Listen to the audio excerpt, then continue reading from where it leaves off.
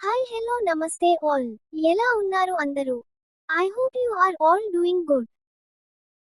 Moral stories. ఈ రోజు నీతి కథ చూద్దాం.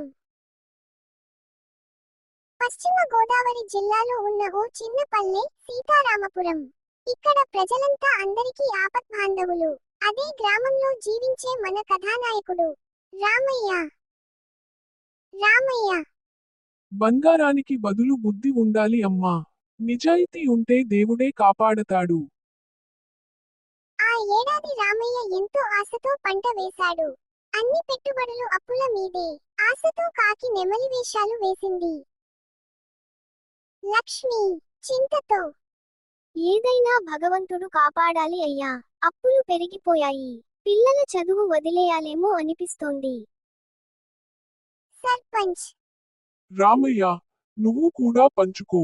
అబద్ధంగా పత్రాలు ఇవ్వి డబ్బులు తెచ్చుకో. ఇప్పుడు నువ్వు మౌనంగా ఉంటే నష్టపోతావ్.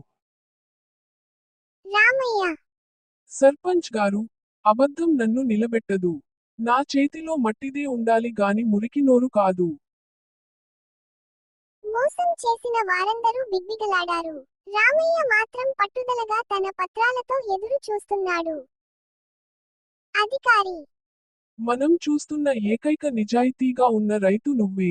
ఈ పథకం మొత్తం నీకే మంజూరు చేస్తాము. రామయ్య భార్య ఆనందంతో నిజం చెప్పినా ఎవరు వినరు అనుకున్నాం. కానీ నువ్వు చూపించావు నిజానికి బలం ఉందని.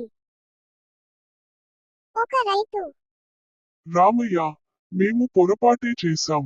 మీ ఒక్కడి ధైర్యం 100 మందికి మార్గం చూపింది.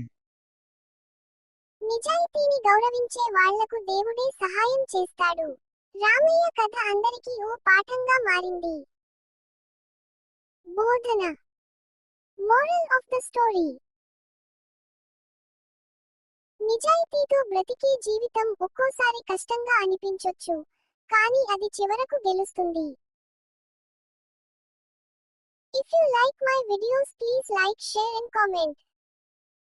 ఇలాంటి మరిన్ని మోరల్ స్టోరీస్, పొడుపు కథలు కావాలి అంటే నా ఛానల్ ని సబ్స్క్రైబ్ చేసుకోండి. SS creativity.